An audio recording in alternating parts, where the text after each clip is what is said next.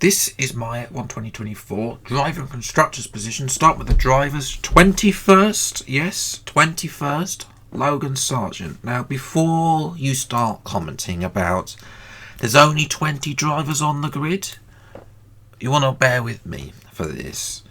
But yes, whatever happens, Logan Sargent will finish bottom. I don't believe that Williams has what it takes. I think AlphaTauri will finish above them this year, as I'll come back to that later in the constructors' predictions. But personally speaking, Logan is not in good form. I don't think he should really be in F1, considering the other options that are available. He needs to relaunch his career in some other form of motorsport that is not F1. 20th place, Kevin Magnussen, another driver that's not really been in such form. It's a shame for K-Mag. He's at the end of his F1 career. I'll come back to what's going to happen with him in the 2025 drive predictions coming out in a few weeks' time.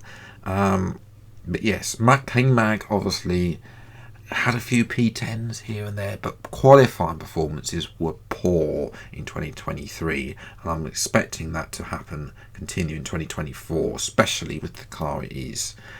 19th and 18th, I'm going to put these two together because they could finish either way. They're not going to get very many points. It's Bottas and Zhou. Alfa Romeo, I don't think they're going to have a very good car either, to be honest. I think everything that team is focused on Audi's entry. The livery looks terrible anyway, but ignoring that. Yes, both of these drivers are on the way out, realistically speaking. They're fighting to save their careers, but the car, I think, is going to be a letdown. I put Bottas slightly ahead of Zhou, but that's not really saying that. It might be a fluke result in a wet session, or there's a pile up or something, then they might get points, but then realistically going to be at the back with Haas and Sargent. And 17th place is Nico Hülkenberg. Nico did fantastically well in qualifying in 2023. His race results weren't quite so good, and I think that Haas, they already know they're going to struggle. Realistically, I think Hülkenberg has shown what he can do, and he'll get a drive to another team again. Spoilers for a video in a couple of weeks' time. But yes, I do think that 17th is best what we can do. Now, 16th place, Liam Lawson. I do think Liam will make an appearance in the second half of the season, because I believe that Perez might be on the way out if he has a poor start to the season. If he continues his poor form, especially with the expected jump in the other teams, then I think that Perez could be dropped. Obviously, Lawson will then come in to replace, I'll come back to that. Liam would come in later in the season, obviously, with half a year probably of no racing. It would take him a few races to get adjusted to that car, but then after that I do think he'll then go on to points. I think that might happen later in the year though, possibly even towards the Americas, by the time we actually see Lawson enter, possibly. And I say possibly, that is just me speculating. 15th place, Alex Albon. Williams had a very good 2023, but I don't believe they're going to be performing quite as well in 2024. They've changed the philosophy of their car, so I don't think it's going to be as fast in a straight line. I think that I also think they're going to be jumped, as I said, in performance by AlphaTauri. And realistically, Albon isn't going to be quite as up there, as especially with you've got the top 5 teams really going head to head. So he's going to be scrambling for P10s, P11s maybe, not as many points on offer as they had last season. 14th place, Esteban Ocon. Now, Esti, don't get me wrong, I want Esti to do well, but at the same time, I do think he needs to get out of Alpine. as well. And I'll come back to that again. Another spoiler for 2025 predictions. But yes, he lost out to Gasly. They had so many reliability issues. I don't realistically, looking at how much carbon fibres on that car, realistically see Alpine improving. I do think that they're gonna struggle, and I think Ocon, might not have the car that suits his driving style. I think as well. So I think he might struggle, and will finish 14th, especially, obviously Alpine were top 5 team. They were 5th fastest team at the start of last season. They've slumped really to be the 6th and even the 7th or 8th fastest team. They were woeful at some tracks, so really poor there. 13th, I know this is going to be unpopular, Lance Stroll. This is the end for Stroll, I don't know, but I do think that he's going to struggle. Aston might not be in such a strong position as they were last season. If they can unlock the car and get, they can be up there where they were at the start of last season, sort of part at the end as well. But Stroll, even in that Aston Martin, failed to score any podiums last season. So if he wants, I don't think he can beat Alonso this season. I really don't. And he went some races without scoring points. So, if he doesn't have the confidence, there's a lot of talk about him leaving, as there always is, and the expectations. I think that does weigh up, and I think that Lance will unfortunately struggle for him. 12th will be Pierre Gasly. Gasly, first season at Alpine, outscored his teammates. So, for Pierre, I think he'd be quietly happy with where he was in 2023, getting a podium as well, although Ocon also didn't get a podium. But, he did have some good performances at times. He just needs to fine-tune that, really, and get on with it and try and outperform the car and show his real talent, which I don't think he quite did in 2023, really, especially when the car really fell to pieces. 11th, Yuki Tsunoda. Yeah, I'm putting Yuki 11th because I think that the AlphaTauri will be faster than the Alpine. Now, bearing in mind, make a note of when this was recorded for testing, so I'm purely guessing at what this is. But, AlphaTauri, I think, have got a lot of Red Bull parts this season, unlike last season. They'll make so many steps forward, and I think that they're going to be possibly the 6th fastest team on the grid, as well, if they get it right, as well. Although, it depends, obviously, what happens with Tsunoda. He hasn't been consistent, Yuki. That's the only downfall he has. Can he provide some consistency and be consistently in the top 10? I don't know, because obviously the 5 top teams really are a mile ahead of everyone else, as they were in last season. So really, he needs to try and make sure that he's P11, best of the rest. Make sure he's there. Make sure when there's a DNF or a skirmish up the road, that he's there to capitalise. Perez, P10. Obviously, as I said earlier, I think that Checo is going to struggle. I don't quite see him really realistically. He was such on a high at the start of last season, but then it just dropped off dramatically so much that he finished so many points behind. And I think we're going to, although Red Bull will still have the fastest car, the others will have closed that gap. And obviously, over the winter, if Perez will say he's fresh, but I think that part of it in his mind will be the performances of last season, how poorly he qualified. I think he had an average qualifying grid of like 9th, which is shocking for a Red Bull. I think that Red Bull are going to go impatient with him, and they'll get rid of him and replace him with the man who's going to finish 9th, Daniel Ricciardo. Regardless of the Albon rumours that's going on at the moment, I do think that Ricciardo, the only Why would you be other if he isn't gonna replace Perez? Why are you putting him in that car in place of Lawson? It doesn't make sense. So surely Ricciardo is there for a reason, and that's to replace Perez. I'm sorry to say, any Perez fans out there. 8th place. I changed this a few weeks ago when Hamilton announced his moving to Ferrari, and it did make me think that the Mercedes might not be as good this season. So I got in 8th place, the man who finished there last season, George Russell. I don't rate George anymore. I think that 2023 showed that he doesn't really have what it takes.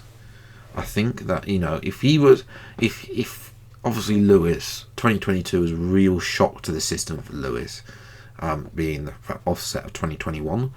Obviously Lewis almost got 2nd place in the championship. A few bad errors there, disqualification in the US were obviously there, but to go to be close to 2nd place in the championship is very good for Lewis. George being 8th, he really had a very mediocre season. I'm not in the up in the arms of who his teammate's going to be at this moment in time. Although the favourites being Kimi Antonelli, and again, that you'll have to wait and see who my pick is in a few weeks' time. But yes, for George, he might struggle. 7th, Fernando Alonso. Yeah, this will be tight, I think, but I don't think this will be a lot tighter. I think this 2nd to 8th, I think will be tight. Yes, but I think that Alonso.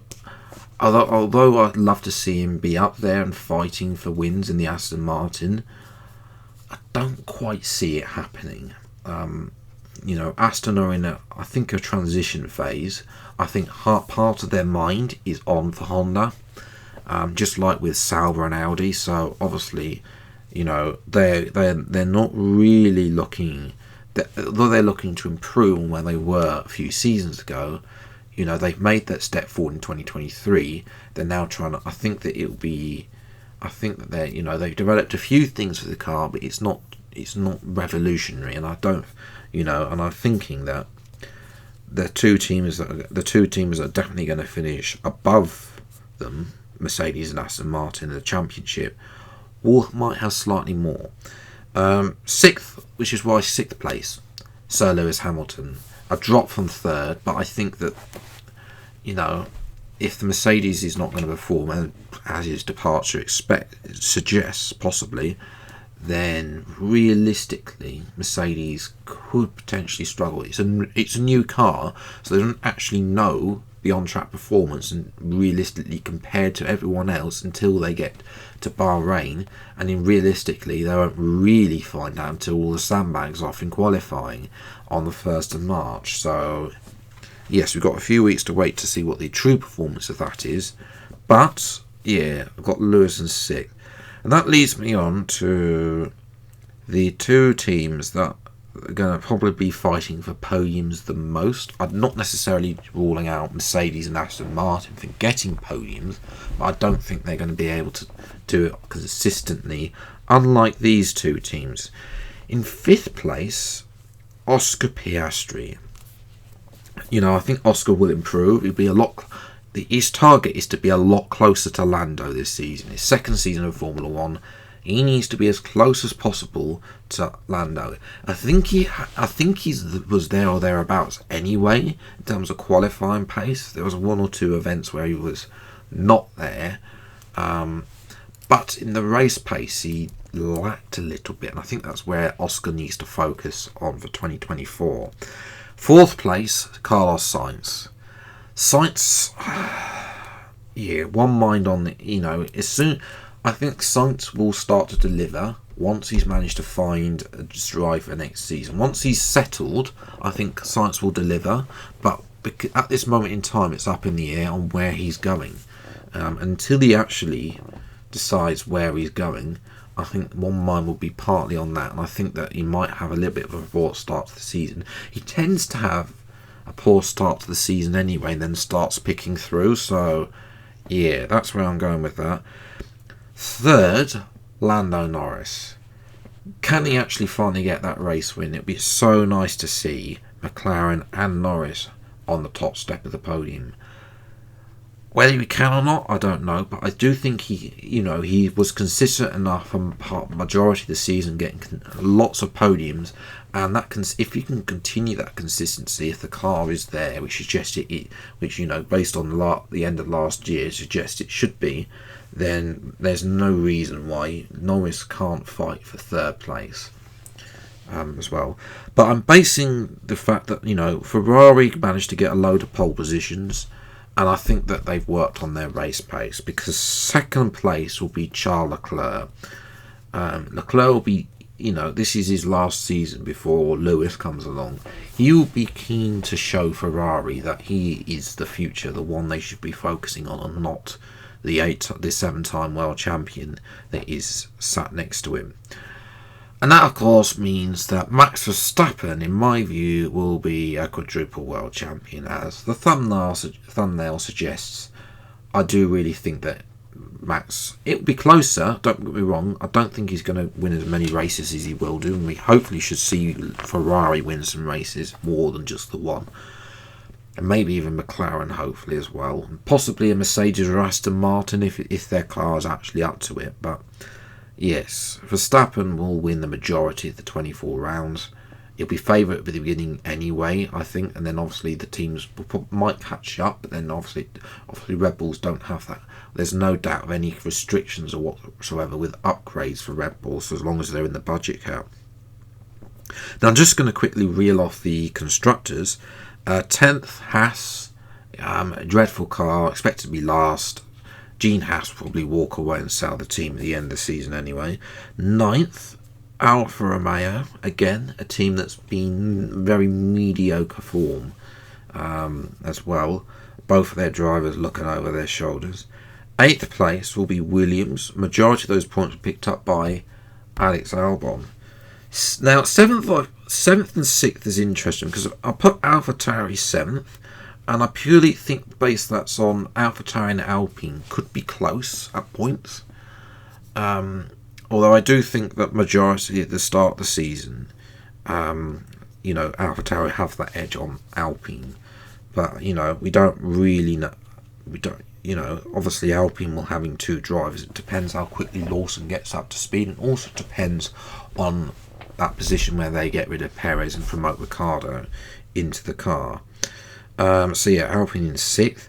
Aston Martin I got in 5th place. Stroll again. If Aston Martin is serious about fighting for constructors, then he really needs to go. Mercedes I got in 4th.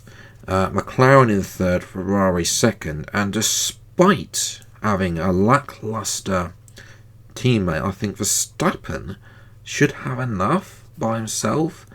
I'm not saying to say, I think he'll win somewhere in the Americas, possibly either USA or Mexico.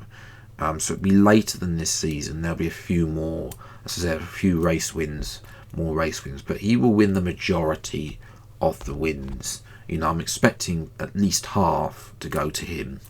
And, when you win at least half the races, you're probably guaranteed. Ricciardo will probably come in and chip in with some possibly even race wins for Daniel, to show that he hasn't lost his touch. But yeah, obviously Perez will be contributing some points as well, even if he manages to even win his lower points down the order. That should be enough for Red Bull to win again. So yeah, that's where I'm going to leave it to this episode of Race Week. If you have enjoyed, leave a like and subscribe if you're new to the channel. I see plenty more F123 gaming content and F1 Race Week videos. Until the next video then, I'll see you next time. Take care, enjoy your day, and goodbye.